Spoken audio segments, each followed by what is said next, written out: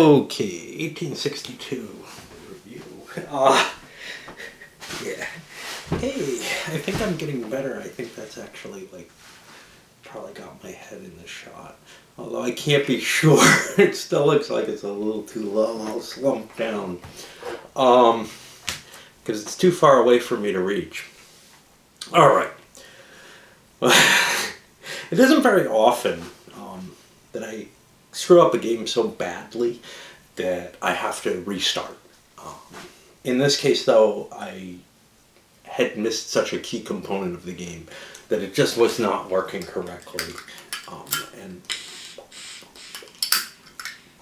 the first two times I played it, once off camera, once on, I played by the wrong rules. So I had to play it a third time. And it's also very, very unlikely that I play a game 3 times completely through. I guess it is okay that I didn't do it correctly each of the times.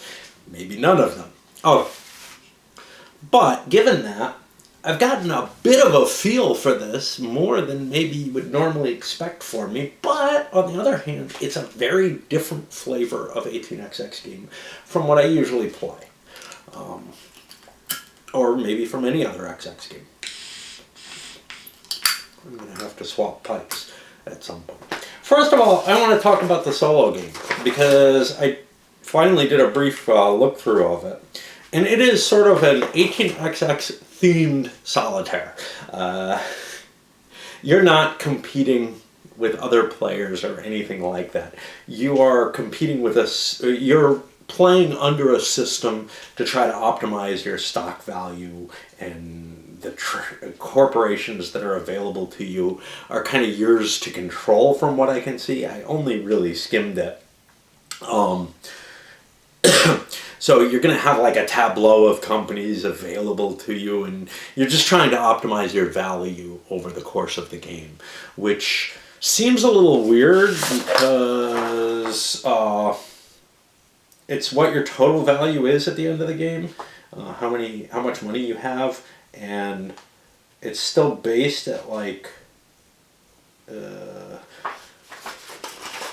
the game ending the same kind of way, where you could try to engineer how many operating rounds you get at the end of the game and everything, which probably is the most important factor towards getting a good score in it, from what I can tell.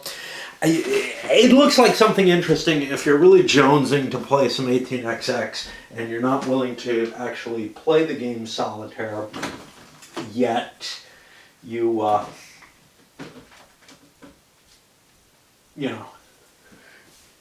you want to be able to lay some track and buy shares and stuff like that under some sort of system. It is not something that I feel is a particular major selling point to an 18xx game. It might give you some practice, though, in setting up track lays for this one that work especially well in getting used to some of the mechanisms for the train running and stuff like that. So, let's get to the actual game, as opposed to my brief little, hey, here's sort of an unboxing view. This is what my unboxings would be. Yeah, I briefly skimmed the rules, and these are the things that I have questions about without any knowledge.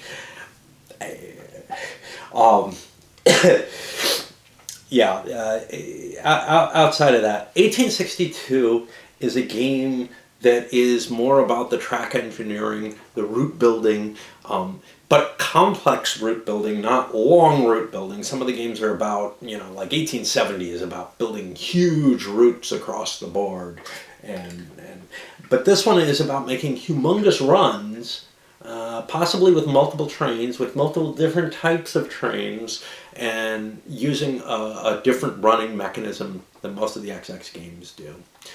There's few places on the map that are absolutely vital. In particular, you can't hit a single location more than once with a scoring train, with the exception of freight trains, which kind of cheat. But They also don't get you much when they're cheating. They get you $30 per space max, possibly 20, and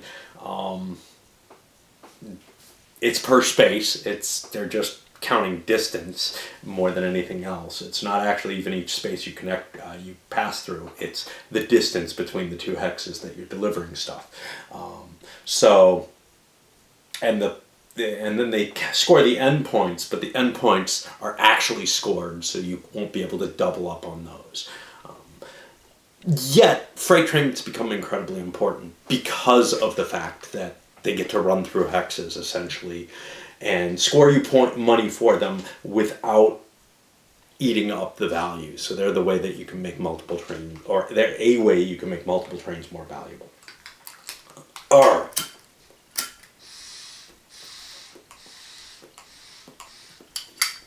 What it is not, and I'm going to have to relight again at least once, I can tell you. When you light a pipe the first time, it always needs another light. Unless you're like, I don't know, not me. Okay. So, let's talk about components, I guess, first. The least important thing. It is a really nice, GMT's putting out what I think are sort of the best quality 18XX components. Now, I know people are going to disagree. They like the deep thought kits or whatever. I really like sort of the commercial printing job. Let's try not to get too much game. It's a very, very crowded map. There's something everywhere. Either a dot you can connect to, which doesn't cost you. The doinks don't. None of your trains will be hurt by a doink, in particular. At best, at worst, they ignore them. At best, they score them one way or another. One way, the locals. Nothing else really cares about them. Otherwise, it could just be blank. Very, very crowded map. A lot of actual cities on the map. Terrain doesn't matter. As far as I know. I didn't see anything that said anything. There is a color differentiation, which may have some impact of some sort or another, but I did not see any rules on it. So I don't know why it's there other than just appearance. This little mini map up here is very useful because it is such a crowded map and it's all going to be covered with track, and that reproduction is just very helpful to you. You got a small number of red areas, but they pretty much cover one side of the board, and the other side of the board is covered by the equivalent of ports. It's got a flat stock track, lots of companies available, but that's not all of them. There's 20 companies in the game, so there's a lot of components in this game. This is your bag of company tokens, and also a neat little idea of replacement dots. Now, let's get to that in a moment. So, because there's doinkers in every hex, and the way the game handles it is, the first track you lay down goes through the doinker. Which means in order to preserve the track, there's only one doinker in the hexes to begin with. That doinker is represented by one of these little black dots on the upgraded track, which none of it has doinkers on it. So you're just trying to maintain that there. There is an option, not an optional rule, an option during your operating round, instead of laying track, to put a doinker on the board.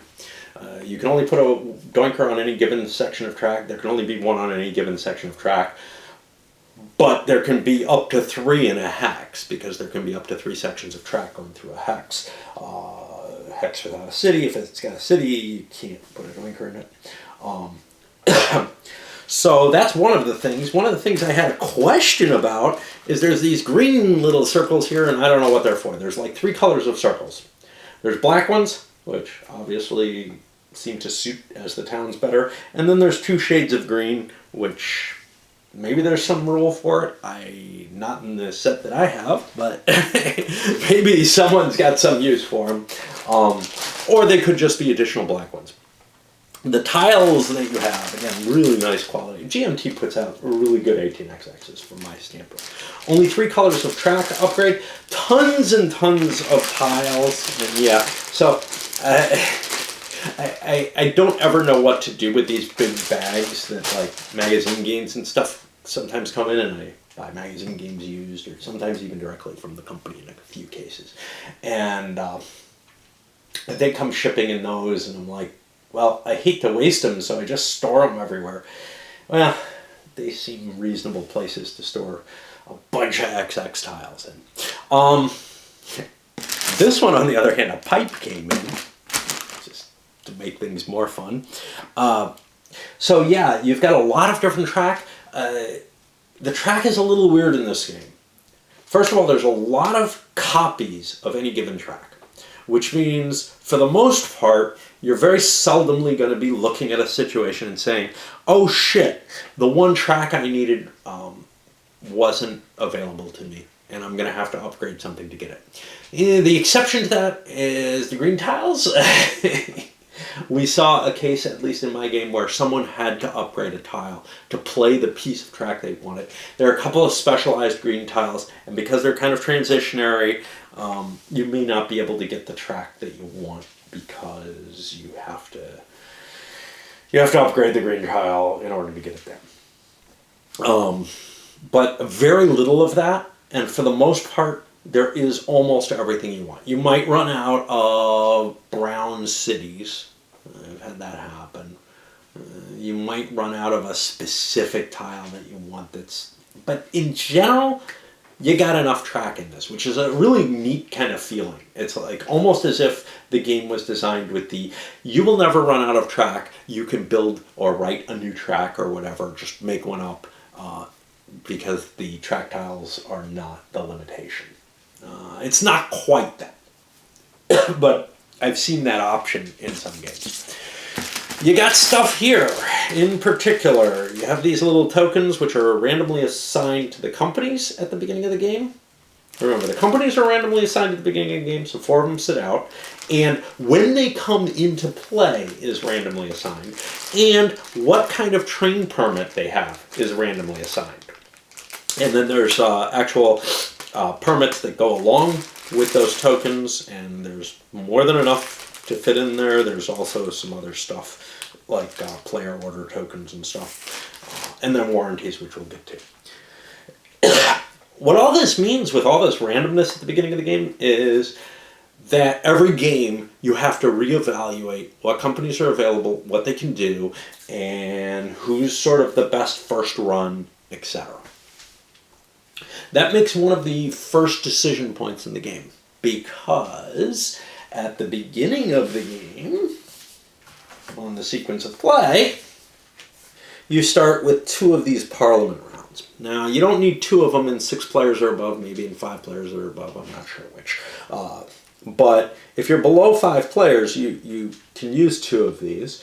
What these are is the bidding opportunity, where you say, I am going to start that company, and it's worth this much extra money to me.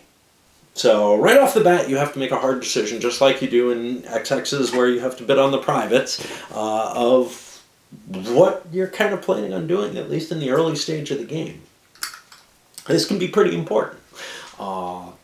You're spending what's usually very, very limited initial capital on this bid at the beginning, and it's particularly important because just like most XX games, seating order at the beginning of the game is random, and so where you're sitting, in terms of, hey, who gets to start the first company, make the first bid, whatever, is all is one of the major random factors at the beginning of. In fact, in most XX games, it is the only factor not controlled completely by the players. But in this one, there's also the randomization of the board, essentially, and the company permits. Well, this one has a defense against that. Because the companies might be wildly different values, you are allowed to throw a bid in on a company at the beginning of the game. And whoever's willing to pay the most gets the opportunity to start it as a chartered company. A chartered company is kind of interesting because it starts with all its cash, so you got a lot of money to kick off right away and, you know, run lots of trains or whatever and make big money early in the game. But its stocks will sell from the IPO at par value. Somebody had a question about that, actually. A non-XX player who hadn't faced that before in the one game they had played before. But yeah, so that's the stocks that show up here that are, you know, going to be sold at par value. And that value remains the same for as long as those stocks are up there. Well, yes, because if that par value is going to change, those stocks all are swept down, I believe. I'm not sure with the refinancing. I didn't face that case, so I didn't look it up, but I think it's the case. So yeah, you have this opportunity to weigh in on just how valuable that starting company is. And that's a tough decision. Maybe tougher than the privates usually are, or the minors, when there are minors in the game, in terms of the bidding valuation. Some of those others are just like, well, how much can I make with this? What does it give me, etc. With this, you're trying to make a decision on your major corporation. How much is this corporation different from the others? And that's not going to be a fixed thing. That's going to be different in every game, because of the random board setup. Because there are two different ways to start a corporation. Other games have had that. 2038 had that, right? Where some of the companies start out as fully capitalized corporations that all their money is on the board and their stocks are, you know, held by the bank or whatever. There's got to be two ways to demonstrate that on here. Well, there don't actually have to be, but there are. I didn't find this particularly helpful, actually. But so these are double-sided. One side showing essentially the only real difference on the card is the cost for tokens for the companies. Speaking of tokens for the companies, they're a little different. You have a capital token, your starting location. Your runs, and yeah, I scatter all over the place. Your runs have to go through your starting. One of your runs has to go through your starting corporation, and all of your runs have to connect. I think his other game, which I'm going to guess was 60, but if I remember correctly, which is a very intriguing game.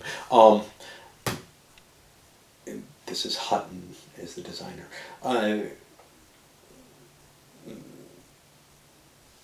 Because you have to link up your different company, your different tracks for the company, you can't have like disjointed little parts of your company, one running over in one good rich area, one running in another good rich area. You have to link it up, and that makes things kind of neat. What else do you have? Ooh, you have these warranties. What do warranties do? Well, the warranties, every now and then, there's a couple of trains in the game, the A and the D, that come with a free warranty. What the warranties do is they ensure that you get one run with that train. You may buy, when you purchase the train initially, additional warranties. They're kind of expensive, especially early in the game, but if you're expecting a train rush to happen fairly soon, a few $100 in warranties could conceivably get you some really much better runs for a long time. You know, if you're paying for a train and you expect it to only run once or twice, well, maybe paying twice as much to have it run many more times could be of value. I don't know. I tend to not use them. Not in the sense that, like, I say, oh no, I'm not gonna play with them, but rather in the sense that I don't have anyone buy them, because I'm just not used to thinking in those terms in an 18xx game. It's a weird situation. Generally, I've seen the free warranty come in very seldomly, but I've seen opportunities where maybe somebody would want to. Usually I don't have the cash, because I tend to float my companies at a level at which those extra warranties are kind of iffy. You have a couple player aids, which I didn't find terribly useful at any point, but they have lots of information, so you don't have to hunt through the rules for it. And you have the rule book, which we'll get to in a bit. And you have stock certificates, lots and lots of stock certificates for 20 different companies. And in terms of sorting at the end of the game, I've got them split. I've got all the presidencies in one bag because you deal out the presidencies of the companies at the beginning of the game to determine which companies are available. You have a couple little train aid things that just give you, that information's all on here. It's also all in the rule book, but they can be helpful. You also have some tokens like as reminders of stock limits and starting money, which again, it seems like an expensive thing to use for it. I'm guessing that there was space. They were like, well, you have this much extra space on the counter sheet. What do you want to do with it? I don't know. You have a lot of different types of trains, and let's talk about trains here then. The train rush is kind of intense at times. You have 3 different types of trains, which is one of the facets to it. The most common type, which feels like an 18XX train, is the express train. It runs between big locations, the off-board locations and the big cities, and doesn't count anything else. And it works very much like an XX train from 1830 or whatever. Some of them have skips. You can not count a city just to get further distance. Most of them do not. Then you have the local train, which runs kind of like that, except it can't hit any of the off-board locations, including the ports. And it counts all the doinks, and they're just free for it. It gets 20 extra bucks per doink. Especially early in the game, they're very good. If you can get the doinks hooked up. Why are they so good? Because they have an additional little bonus, which is for every hex that you visit with the local train, and with a local train. So if you have 2 of them and they cross at some point, you only count this hex once. You get 10 bucks in your company treasury. So there are a constant flow of extra cash. Now you don't need cash for a lot in this game, but you need a lot of cash for the trains. Because again, the train rush is heavy. There doesn't seem to be any locations that cost you anything to build in, and unless I totally missed a rule, the fact that the map is colored differently leads me to wonder, but I don't feel like looking it up. So somebody can flag me on that, and I'll be like, shit, I'm not going to play it again on that.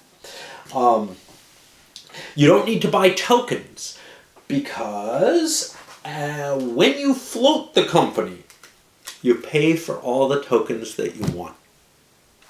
If it's a chartered company, the amount you're allowed to pay for is 3. No more, no less. But if it's an unchartered company, we haven't talked about the distinction there yet, you end up paying only $40 per token, which is a little cheaper. These are 60 bucks each, essentially. And you can buy anywhere between 2 and 7. 8 if there's an optional rule in play. You probably will not buy a whole bunch on any one company, because when you merge companies, which is another one of the big factors in this game, they get tokens from each. The company that disappears, their tokens go into yours. So you're usually not saying, "Oh yeah, I want 7 tokens on this company." You don't need them. Merging is a big part of the game. So that covers the components, except for the money.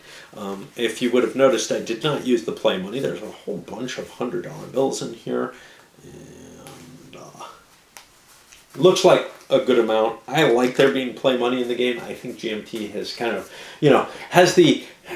we're trying to get XX games out to people who aren't XX players. So you don't all have poker chips. And given the fact that I was a pretty serious XX player without poker chips for a long time, basically until I got those mini chips, because I could not stand the idea of full-size poker chips in my game. And for the people who have asked, yeah, I just found them on eBay. I've seen those sets sold at other times. I think they run around $30-35 when I've seen them, but I couldn't find any recently. There are other clay mini chips out there, though, so I just like that set because it looks like, you know, the big sets that people are fond of, just, you know, appearance-wise. All right. So what have we missed that's important? How you capitalize your companies. We can go into a little bit more detail there. So capitalizing your companies, when you do, you're making a choice. If you started in the Parliament round, in which case you put that company up for bid and other people have a chance to take it away from you. And there's Parliament rounds throughout the game, just before each stock round. You're basically allowed to start one company in each Parliament round. If you've already started a company in the Parliament round, you can't put another one up for bid. But you can start another one that someone else put up for bid. You need a whole lot of money except at the beginning of the game and a small number of players, which is why there's 2 Parliament phases at the beginning of the game. These are your only par prices that are available to you if you've got a chartered company, and you will get full capitalization, which means all the cash goes into your treasury at the beginning of the game. When you charter a company, you have agreed that you will sell out 50% of that company. If you fail to do so, there's a big penalty. The other way you can start it is more like your normal 18xx game, where you get to set the par value not just at these values, but at any value, and they go up to 200 up here, in this orange or yellow region. And for one special purpose, which is recapitalization, you have to keep track of that initial offering value. Otherwise, partial caps are entirely based on the value that's in the stock market from then on. And the shares that are not bought initially, you have to buy 50% still to float the company, end up in here producing income for the company and purchasable directly from the company during the stock round. So you have 2 different ways you can start a company, but generally the best companies at the beginning of the game are going to go through the charter round.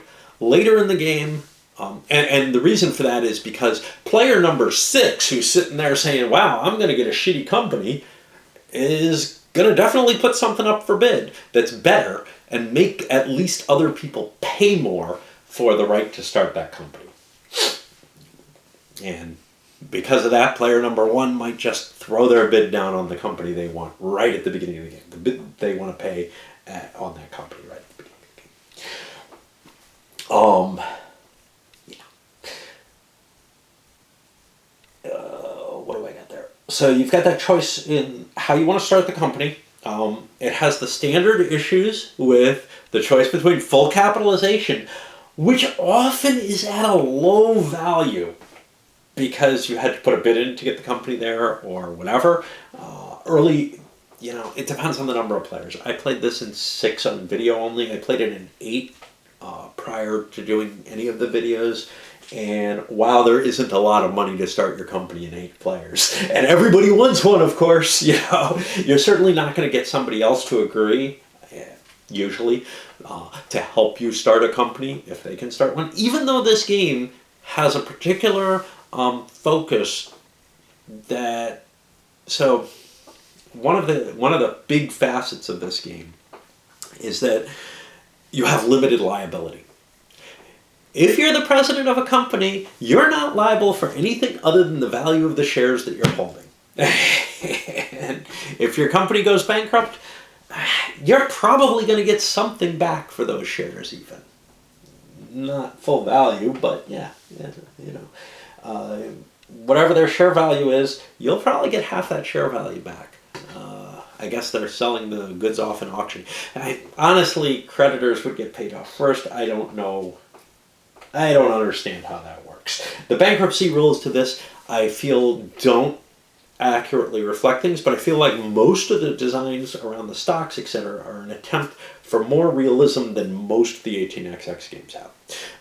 And limited liability is part of that. The problem is the bankruptcy rules are just a little too kind. Because honestly, if you have a company that's not able to make money anymore, the stockholders probably get almost no value from it, not just half the value. On the other hand, a company that's capable of operating in its business and has plenty of operating capital, it will never go bankrupt simply because someone sells shares. I mean, companies don't go bankrupt from managing their money well. They go bankrupt from managing their money poorly. So the two bankruptcy versions seem opposite to me. But the thing is, if you're going bankrupt due to stock valuation, your stock valuation is nearly zero. You can't evaluate that company at anything else. I don't think that would ever happen. But I don't know. If you're trying to do some kind of weird strategy where you're sitting down here, someone may just say, screw you, man, and kill your company because you're playing too risky a game. The game doesn't seem to encourage that kind of weird behavior, so at least there's that. All right. Oh, synergies between trains. Let's jump around even more. So when you're operating your trains, I think I mentioned this before. One corporation probably wants a freight train and a non-freight train permit. You don't need all three permits. It doesn't hurt, but generally what I've seen is players merge once and get two companies that have a synergy between them. They have a locational strategy that works together, and they have a train strategy that works together. And the train strategy is the freight train, because it can run through hexes without making them unvaluable to the other train, ends up being a good combination with either an express or a local. The express probably can make more money than the local, but it kind of competes with the freight train. The local train has the advantage of putting money in your corporation treasury, and it can make pretty good money if it's hitting enough doinkers. So you got that kind of combination of thoughts there. You also have the capability, when we were talking about the partial capitalization companies having their shares in here, all the corporations can buy their shares out of the bank pool on their operating round, once per operating round, and put them into their share pool. And that gives them another way to get income, because the shares that are in the corporate certificate will pull in cash, and somebody will eventually be able, like the owner, will eventually be able to buy those shares and help you get a train. And the stock market, yeah, we're still talking about components here. The stock market is very, very extreme. It starts out, it's kind of slow. I mean, it's a flat stock market. It's the other game he designed, if it's 60, uses the same kind of market. 46 may use the same similar market too. It's a two-level one, which means selling stocks has less impact because they zigzag than paying out or swallowing, which is kind of a nice little simple design and a way to represent that nicely. It allows multiples of the stock value to increase your stock value more than one space. There's also a little tricky, you have to pay out at least a certain amount to move it forward, and you can use company value, you can use company treasury to boost your stock dividends, which sounds like a horrible idea, and it's illegal as hell now, but whatever. Okay, so what happens though is the tail end of this stock market becomes exceedingly potent. The jumps in value are high. Now, and remember, you can jump 4 spaces up here and really throw a lot of value on the board. But to do so, you have an increasingly high run that you have to produce. What this means is that at the end of the game, the guy who produces the best runs is going to get a big jump. And it's worth sacrificing a certain amount to make sure that you have the best trains and the best run at the end of the game. You can make up a lot of ground that way, and we saw that in my playthrough where someone who had been hit hard actually came in second, and I had some fear they would come in first, as opposed to someone who had been playing the game well all along. As with any XX game, or nearly any XX game, early money is important. It's even more important in some ways than this, because the company you start with isn't really that important. The only reason it's important is you're holding those shares. If that company starts going belly up, you can get rid of those shares. Remember, limited liability, you're able to sell 100% to the stock pool. So, you know, if it makes you a lot of money and then doesn't look so favorable, you can dump it. There's no escape, and this was one of the things I had too. You start a company and it sucks wind at the beginning of the game because you've just fucked yourself. It doesn't matter what you do. You know, maybe that company can be rescued and do better, but the only thing you've got is the shares in that company. So that's not an escape from you got cut off and you got slammed really hard with your initial investment, because then you just have to start over again several turns behind. Doesn't seem like a good idea. And that is what the YNN did, and that was one of the guys over here. It might have been the guy who jumped up to second place. I'm trying to think. Was he the YNN, or was it the company above him, which also ended up in the top players? That would be the ECR. He ended up in the main region. The one person who didn't end up doing well was someone over here who, ESR, who was doing fine at the beginning of the game, I think. Nothing special, nothing terrible, and then got hit by a bad circumstance in the train rush. And just got hit. Other people got hit too, but he got hit harder than anyone else. So that bad start that I saw at the beginning of the game, actually that guy recovered from, so I don't know. You know, I got recovered from holding that company and making it a reasonable company. Which is something to say that early money may not be all that important as long as you have some plan that will get you good early medium money or something along those lines. I'm jumping all over the place. So, what's my overall view? I like lots of stock shenanigans. I like really harsh games where you can dump a company on someone. That was the thing that caught me first about 18XX.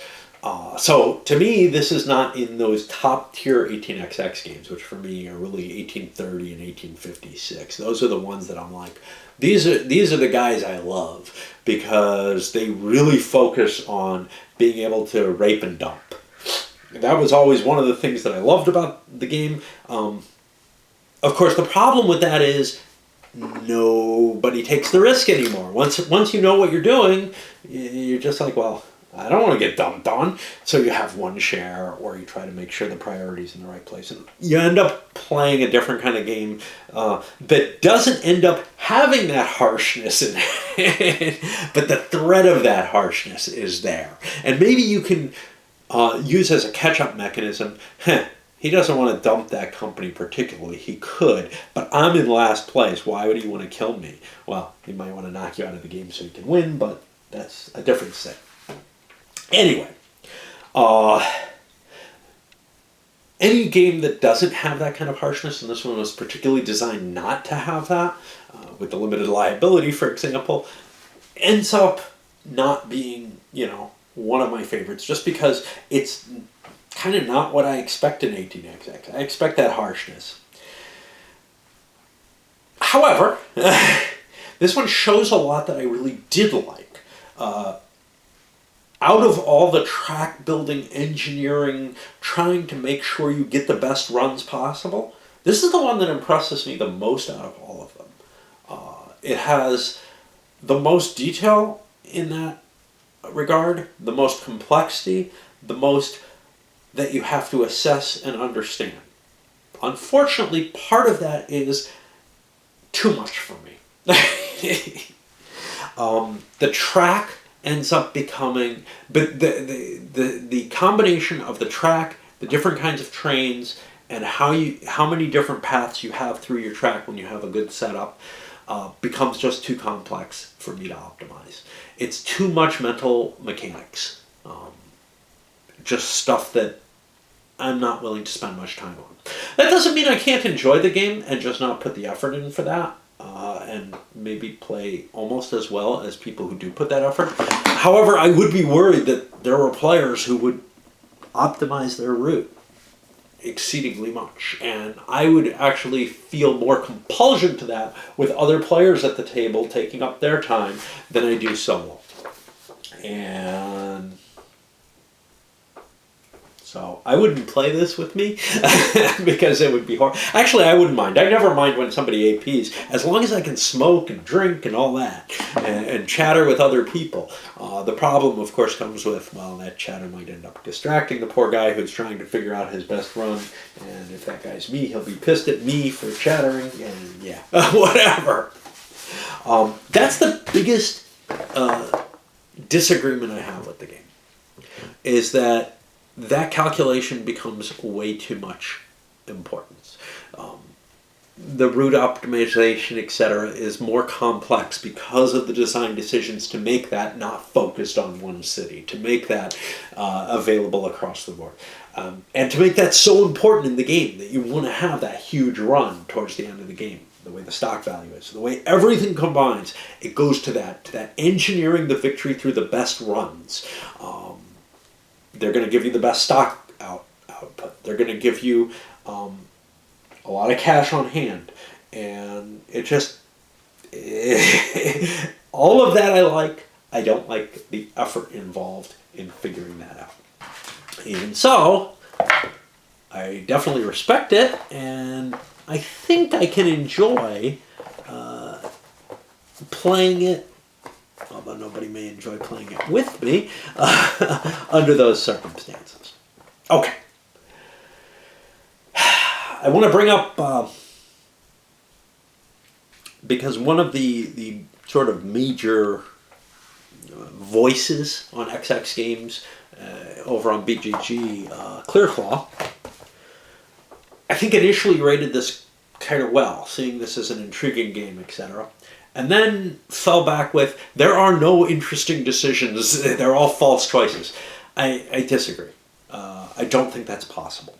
Now, I have played less than he has, but the reason I don't think that's possible is because there are real choices that involve setting up your track. I think the big strategic choices in the game of, hey, do I want to try to run for early money or big money at the end? I think those are indeed baked into the game false choices. They appear to be... My thoughts might be repeated a little bit here because I'm not sure. I know my camera cuts off a little faster than it actually... Then yeah, you got to do it now. Then my wording did. So there's a beep that reminds me, hey, it's shutting down, but whatever. So I think there are big strategic choices at the beginning of the game that are not that important. They appear to be there. Do I want to run for big money early on because my stock, because I can invest more, or do I need to plan for the future? That's actually baked into the game. You need to run for big money early in the game so that you can invest in things and have enough shares, but you also absolutely have to get a big run at the end of the game. You have to set up your track so that it's good. Are there key paths that show up in any given game? Maybe. They will not show up in every game. The randomization ensures that the board is going to be different enough that you have to puzzle out what the interactions between the companies are. The choice of which company to take? Yes, that is probably calculable. Hey, this game, the SVR looked like the best company. Turned out it was. It made great money early on. The guy who had the SVR and came in second was not the guy with the YNN. So it was up here, the ECR, the blue company. He's the one. And he came up in the middle of the pack, not bad at all, because of falling into a train, basically. He got a third train. The train run was very pleasant to him. It was very unpleasant to the owner of the ESR. So anyway, the big decisions that are going to win you this game are a strategic eye towards your map positioning over the course of the game. Where you're going to get your dots, what the track's going to look like. So it is more of a route building game than most 18xx games end up being. Now, they're always sort of this merging between stock manipulation and route building. This one is much, much more heavily weighted towards the route building than anything else. And you have a lot of choices in that route building. A lot of little tricks. I don't think there's any way that you can say that is all false choices. It's not. And that argument would have to be put to me in much, much better terms than it has been. And I'm kind of intrigued by the idea of a route building game for XX that actually works. So far, most of them have not worked very well. 60 is okay. There's ones that have a lot of route building, but this one feels like the route building is the most important in it. And out of any that I've seen, and it has all these other little mechanisms.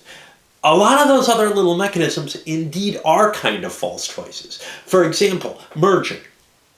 Do you want to merge? Yeah, you want to fucking merge. You want to merge once. There aren't a lot of complexities here. Merging more than once? Maybe, but I doubt it. The reason you'd want to merge more than once is probably to get dots that you can't get any other way.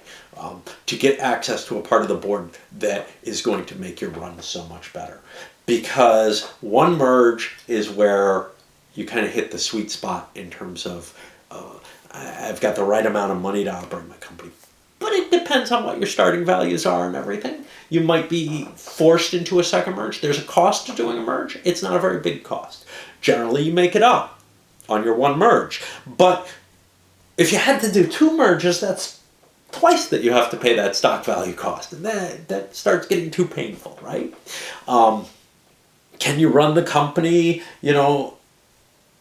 with lots of swallows or something? No. Your stock payouts, your investment strategy, a lot of that is all pretty much baked into the game in a way that you can probably make optimal decisions and calculate out what they are pretty well. The track laying is not. The problem with that, of course, is that the track laying and later the route calculation that comes from your track laying with the trains and everything is painful to do. My suspicion is that ClearClaw doesn't see the route building part of the game as being that interesting in XX in general. And that you basically get a dichotomy, a split between... Let's reiterate and restate things. I'm not as bad as Mitch McConnell. And I hear Schumer doing it too. Yeah, it's like... If you've ever watched the old Adventures of Hercules. Can't find your bow, Herc! Can't find your bow! That's what the politicians sound like. Now they have to repeat everything. It's my current hobby horse, I guess. Anyway, the route building part of it does interest me. I wouldn't be into choo-choo games if I didn't like the route building aspect of them. And that may be one of the things that differs a little bit. But I am more in the stock manipulation and Dickie Deeds type side of things, but I'll tell you this, the track lays in this, you can be really harsh in those, and that's fun. It is so fun to just dot someone out, slash up their track, lay something. because of the way, okay, so this is something I didn't explain. The way the tracks, especially the green tracks, are set, there is no merging of track. So in most XXs, this is a big thing, you have like the Y type tracks and Vs and all kind of shapes like that, where one track merges into the other. None of that here. The only place that you meet is at cities. Everything else is you connect one side to another, and that means those two sides are fixed. You will not merge and get to those sides any other way through that hex. Your only other option is to delay track going to a different hex side. That gives you a fairly powerful capability to dick people over with the track. And I find that as exciting. Also, there's a little face on this train. I've been seeking faces out, and if you turn it around, it's a different little face. I've been seeking faces out in things, more up here, to try to become maybe less aspy or something like that. I don't know. My wife and I have just been doing it as a game, been seeing faces in everything to become more human. All right, that's it for this. You know, to me, it's a fun game, but and it's definitely XX, but it's the different flavor of XX. It may be among the best of that different flavor, but the cost in terms of some of the effort is just a little painful. And by the way, there's others in that flavor. 18OE is in that kind of flavor, but it doesn't do it as well. This does the track dickiness better than anything else. So like 18OE, track laying is really important, and 18EU for that matter too. But it's also very forgiving. Here, stock choices are very important, but very forgiving. Track laying is brutal in this one. Absolutely brutal. The tracks and the dots. You can really shut people down nastier than in most games as far as I'm concerned. Because of that lack of merging. You just have, I don't know. I mean, there's equally dicky moves in the others, but they're easier to be dicky in this. I guess that's the thing. All right, so this is probably a long video. Again, if you're interested in the track building side of the 18XX games, and you don't mind them being really, really harsh track laying, I think this one is really intriguing. Send it up.